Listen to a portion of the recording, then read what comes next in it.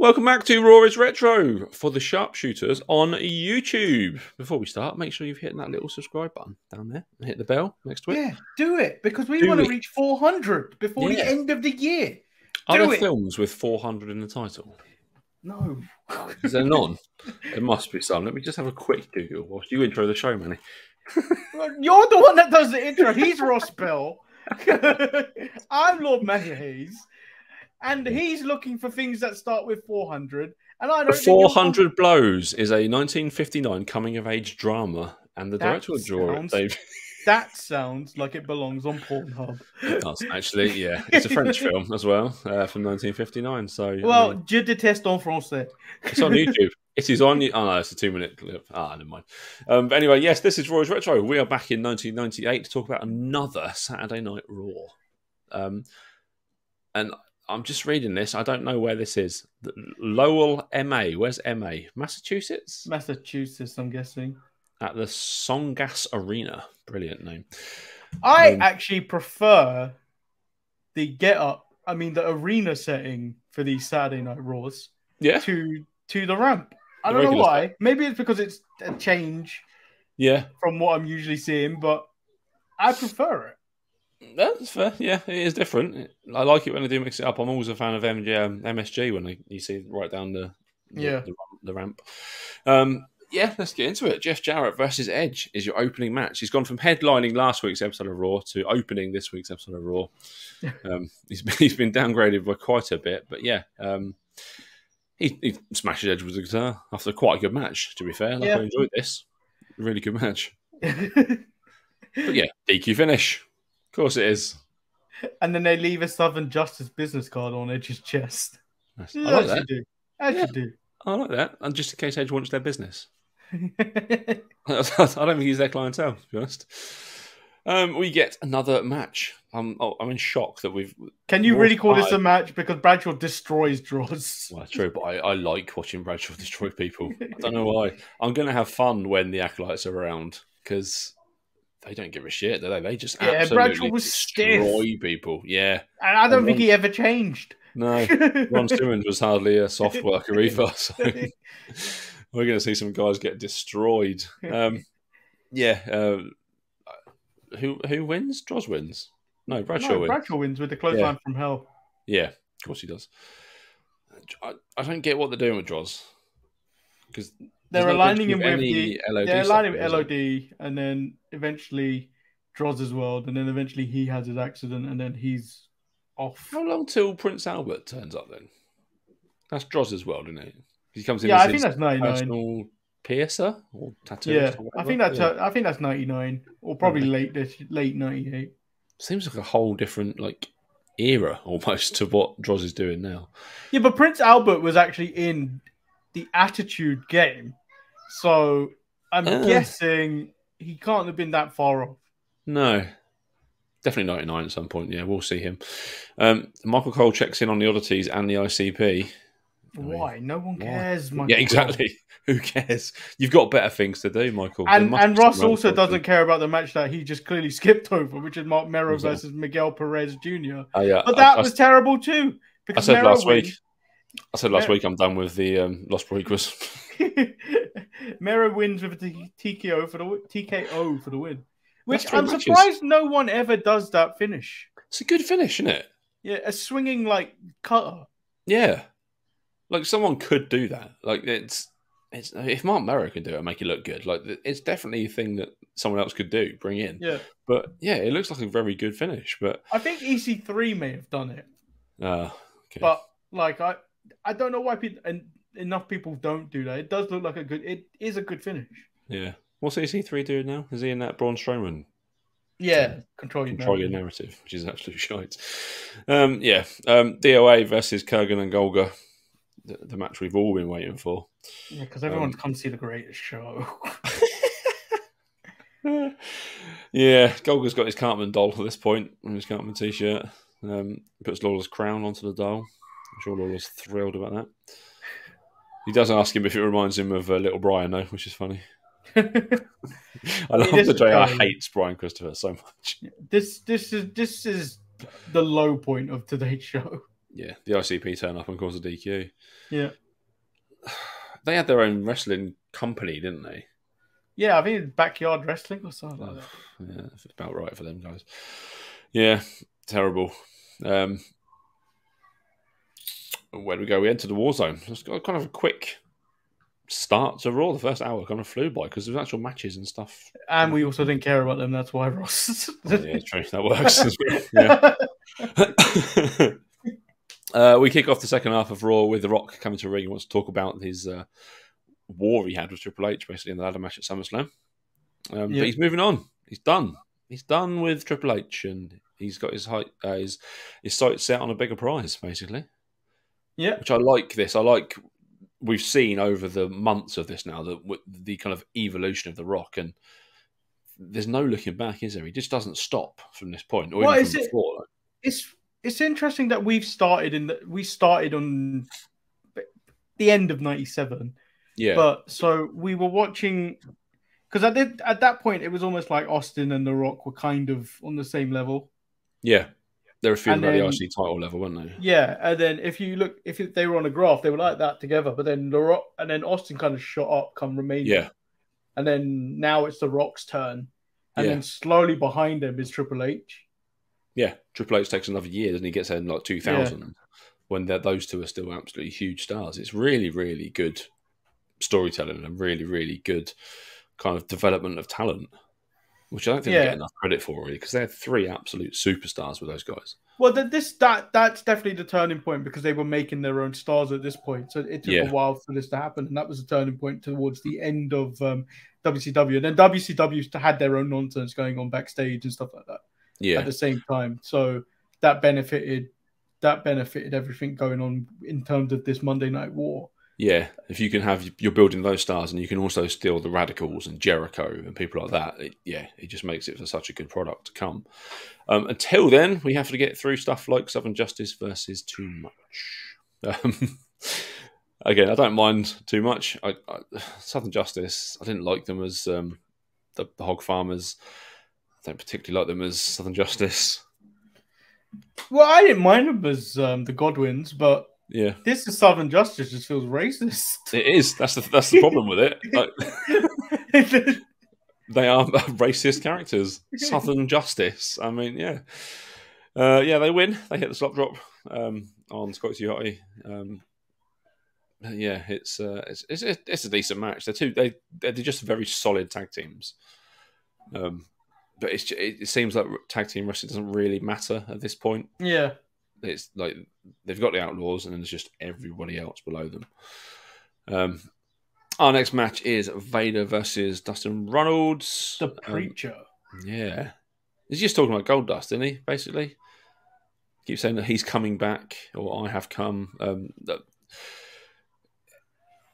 He becomes Goldust again, doesn't he? Yeah. But it doesn't make sense what he's doing, though. No. Like he threw this Goldust. He left all this Goldust stuff behind, but then he's slowly going to end up coming back as him. Yeah, and we'll just be him forever after this, I suppose, until we go to TNA and has that awful run. The dark period for Dustin, I suppose. It's a decent little match. Vader's obviously going to win. Hits him with a Vader bomb for a 3 count. Not much to say really on that one, but Al Snow is in the crowd. Everyone seems to have a mannequin. Where do they get all those from? Because everybody loves Head, Ross. Everybody loves it. Yeah, true. I mean, Slaughter, Patterson and Briscoe come out and kick Al Snow and Head out of the ring. Snow makes fun of them. Says the Head should be a very long segment. Yeah, with not very interesting people. Like anytime you've got Slaughter, Patterson, and Briscoe there, it's not going to be fun, really. Yeah, like they do a lot of funny stuff, but it's mainly when Vince is with them. But yeah, Head for commissioner, I'm all for that. Can't be any worse than Slaughter, can he? Well, Michael Cole talks to the Headbangers backstage. He's had a night so far, hasn't he, Michael Cole? Yeah. He's having a great couple of interviews so far. The oddities and now the headbangers. What a great Saturday night he's having. We get the headbangers taking on D'Lo and Mark. Mark Henry had a tag team title shot last week with The Rock, and now he's teaming with D'Lo to take on the headbangers. Seems like a slight fall from grace.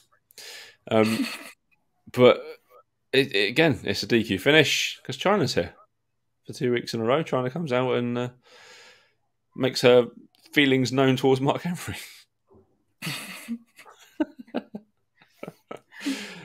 Yeah. This is dull. This is boring. Yeah, it was. It was rubbish. You're just wasting D'Lo at this point.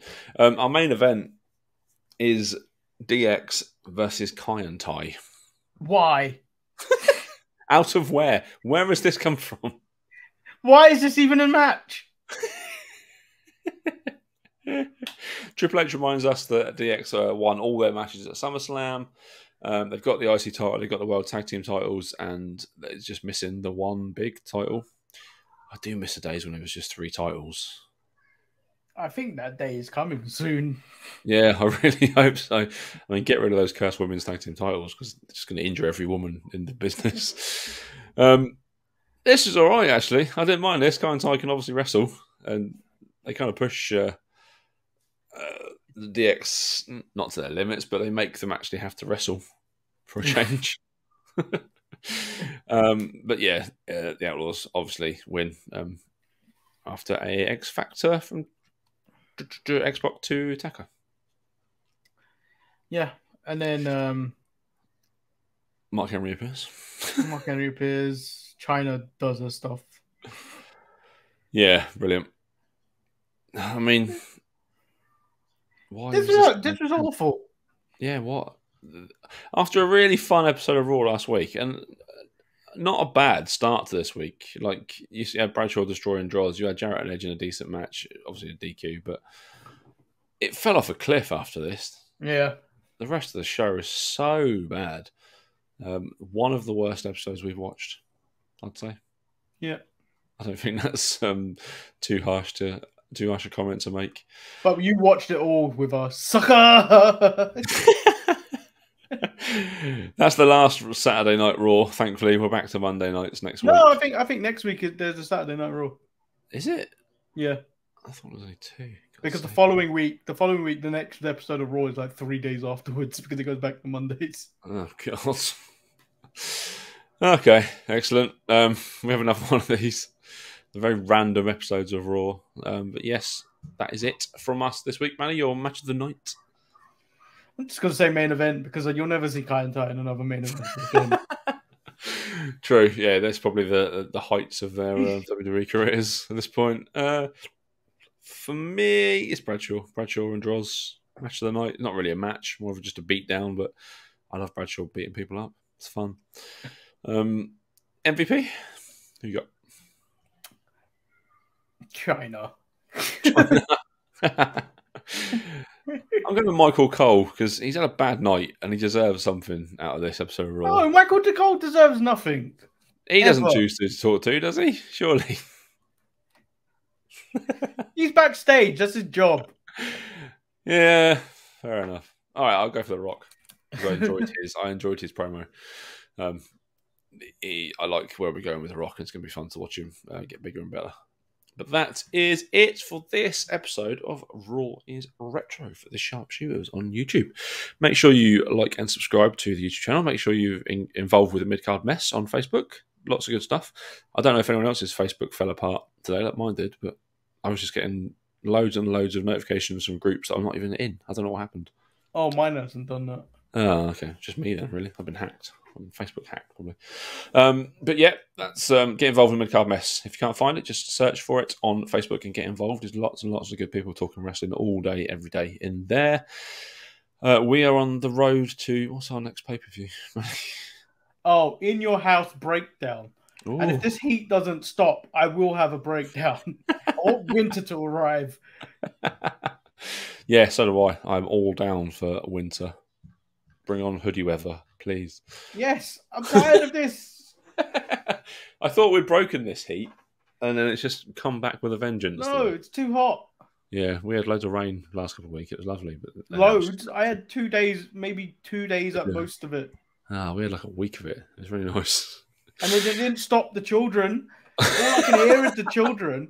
There's no stopping the children. As a dad of one, there's no stopping them. I can't wait till school starts. Yeah, it would have started by now when we're talking about it. But when they all go back to school, that's when I thrive. Yeah, to be fair, I can't wait because work's just a nightmare. Just kids all around all day, just screaming and banging on glass of animal enclosures. Leave them alone, you little twats.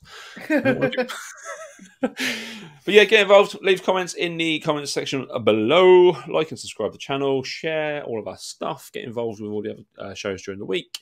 And yeah, email us if you want. Why not? Let us know what you were doing in 1998. If you were watching these Raws on Friday nights, 9 p.m. I used to get really excited to go and make a big sandwich and then sit there in my bedroom watching Raw. A big sandwich? What would you be putting in this big sandwich? Literally like a big sandwich. Well, like a triple sandwich or just... Like a club sandwich. I'd literally, because my parents would always go shopping on Saturday. So look, whatever's in the fridge, that's mine. It's going in a sandwich. Whatever's there. I don't think I used to eat. Do you not? Oh, mate. No, I remember, I think a few years before this. Yeah. On ITV, they used to show Strange But True.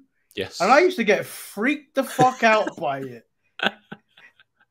I used to get freaked the fuck out by it, and at least there was wrestling to prevent me from having a nightmare later on in the night. Yeah, that's fair. No, I used to get a big old sandwich and a big, I don't know, a drink, I suppose, and some crisps, and just watch Raw. Had great fun. Brilliant. I can't do that anymore because I don't want to stay till 1 o'clock in the morning to watch Raw. But no, I can't either. No. Even though I'm up sometimes, I just can't anymore. I just read Bleacher Report on a Monday morning. I do have to rewatch it Tuesday for the show. Yeah. That's the beauty with these retro ones. They're all there. We can just watch them at our leisure. No, because I can't watch these at a speed which I enjoy, which is to get through it as quickly as possible. Times 6 on Sky. But you can't do that on the network. Sort it out. The network is really bad for skipping. It's terrible. It's really hard to skip around on there because mine always crashes if I skip too far. I don't do that. I skip every 10 seconds if I don't like what I'm seeing. I will press it 1,000 times. Anyway, we are rambling. We will be back next week with another episode of Raw. We will eventually get to WWF Breakdown in your house. If you can tell me if one of us haven't had one already. If anyone in the comments can tell me a single match from that card without looking at Wikipedia, you'll win a prize. I'll send you a prize. But yeah, until we're back with another show, it's goodbye from us. Bye!